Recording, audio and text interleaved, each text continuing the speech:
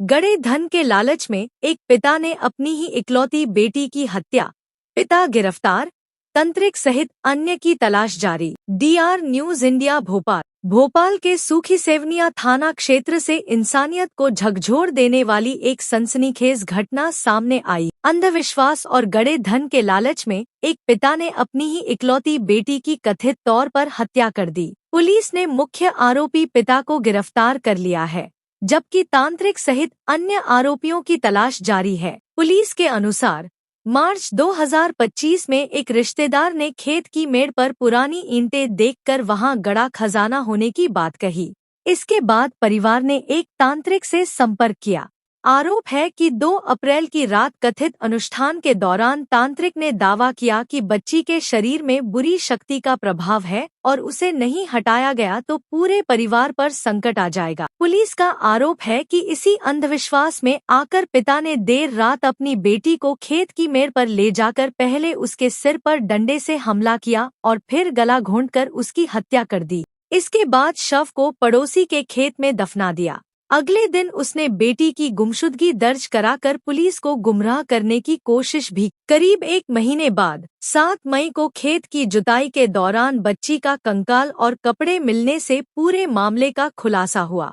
जांच के दौरान आरोपी पिता फरार हो गया, जिससे पुलिस का शक और गहरा गया।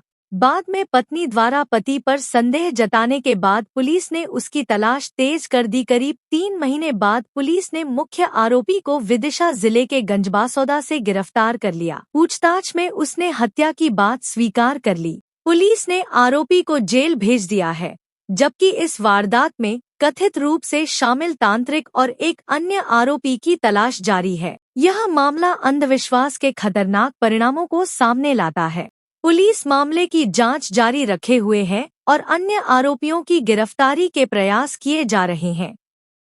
मिडघाट पर खड़े डंपर में पीछे ट्रक घुसने से बालक सहित 2 की मौत। बुधनी सीहोर जिले के मिडघाट में नेशनल हाईवे 46B पर बुधवार तड़के एक दर्दनाक सड़क हादसा हो गया। सड़क किनारे खड़े खराब डंपर में पीछे से आ रहे ट्रक ने जोरदार टक्कर मार दी। हादसे में 8 साल के मासूम सहित 2 लोगों की मौत हो गई, जबकि कई लोग घायल हो गए। यह हादसा बुधवार सुबह करीब 4 बजे मिडघाट सेक्शन में हुआ। जानकारी के मुताबिक एक डंपर खराब होने के कारण हाईवे किनारे खड़ा था और उसका चालक वाहन ठीक कर रहा था। इसी दौरान पीछे से तेज रफ्तार में आ रहे आइसर ट्रक ने डंपर में जोरदार टक्कर मार दी। टक्कर इतनी भीषण थी कि दोनों वाहन बुरी तरह क्षतिग्रस्त हो गए। हादसे में रायसेन जिले के ग्राम बागोली निवासी 30 वर्षीय प्रदीप और छिंदवाड़ा जिले के परासिया निवासी 8 वर्षीय राजवीर की मौके पर ही मौत हो गई। इसके अलावा कई अन्य लोग गंभीर रूप से घायल हुए हैं, जिन्हें तत्काल जिला अस्पताल में भर्ती कराया गया, जहां उनका इलाज जारी है। सूचना मिलते ही बुधनी पुलिस मौके पर पहुंची। पुलिस ने स्थानीय लोगों की मदद से घायलों का रेस्क्यू कर अस्पताल पहुंचाया और घटनास्थल का मुआयना किया। हादसे के बाद कुछ समय के लिए हाईवे पर यातायात भी प्रभावित रहा। बुधनी SDOP रवि शर्मा ने बताया कि सड़क किनारे खड़े खराब वाहन को ठीक किया जा रहा था। इसी दौरान पीछे से आए दूसरे वाहन ने टक्कर मार दी। पुलिस ने मर्ग कायम कर मामले की जांच शुरू कर दी है और हादसे के कारणों की पड़ताल की जा रही है। शादी के मंडप से दूल्हा को इंदौर पुलिस उठा ले गई। सीहोर में एक शादी उस समय अचानक रुक गई, जब इंदौर पुलिस शादी के मंडप में पहुंची और दूल्हे को हिरासत में लेकर चली गई। युवक पर एक युवती ने शादी का झांसा देकर दुष्कर्म करने का आरोप लगाया है। आइए जानते हैं पूरा मामला इंदौर के चंदन नगर थाना क्षेत्र का है। पुलिस के अनुसार एक युवती ने शिकायत दर्ज कराई कि सीहोर निवासी रवि विश्वकर्मा ने शादी का वादा कर उसके साथ प्रेम संबंध बनाए और करीब 1 साल तक शारीरिक संबंध रखे। बाद में उसने शादी करने से इनकार कर दिया। शिकायत मिलने के बाद पुलिस ने आरोपी को कई बार थाने बुलाया, लेकिन वह पेश नहीं हुआ। इसके बाद चंदन नगर थाना पुलिस की टीम बुधवार को सीहोर पहुंची, जहां रवि की शादी चल रही थी। पुलिस ने शादी की रस्मों के दौरान ही मंडप से उसे हिरासत में लिया और इंदौर ले गई। पुलिस के मुताबिक आरोपी की बहन इंदौर के चंदन नगर क्षेत्र में रहती है। बहन के घर आने जाने के दौरान रवि की युवती से पहचान हुई, जो बाद में प्रेम संबंध में बदल गई।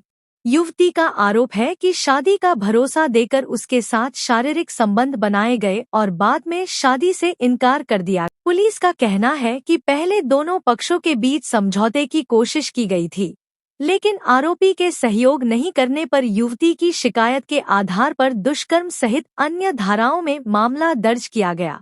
पुलिस अब पूरे मामले की जांच कर रही है।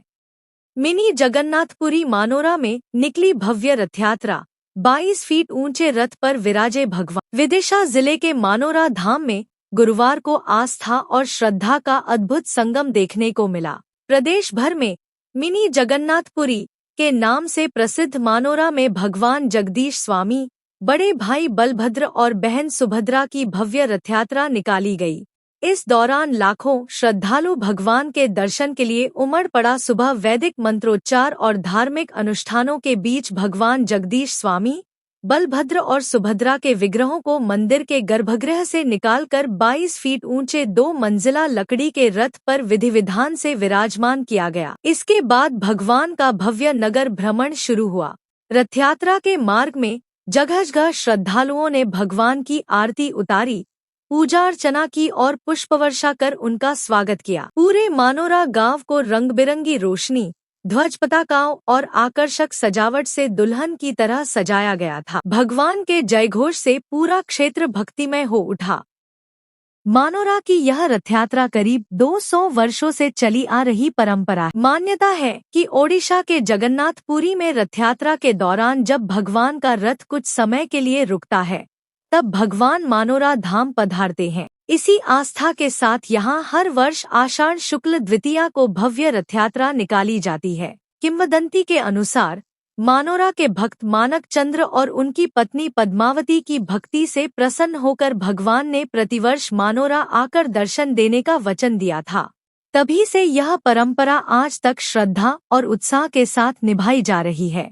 उधर सीहोर में भी भगवान जगन्नाथ की शोभायात्रा पूरे हर्षोल्लास के साथ निकाली गई। श्रद्धालुओं ने विभिन्न स्थानों पर पुष्पवर्षा कर भगवान का स्वागत किया और धार्मिक उत्साह के साथ यात्रा में भाग लिया। मानोरा और सीहोर में निकली भगवान जगन्नाथ की रथयात्रा ने एक बार फिर आस्था, परंपरा और सांस्कृतिक विरासत की अनूठी मिसाल पेश की। लाखों श्रद्धालुओं की मौजूदगी ने इस आयोजन को और भी भव्य बना दिया। ऐसी ही खबरों के लिए जुड़े रहिए DR न्यूज़ इंडिया के साथ।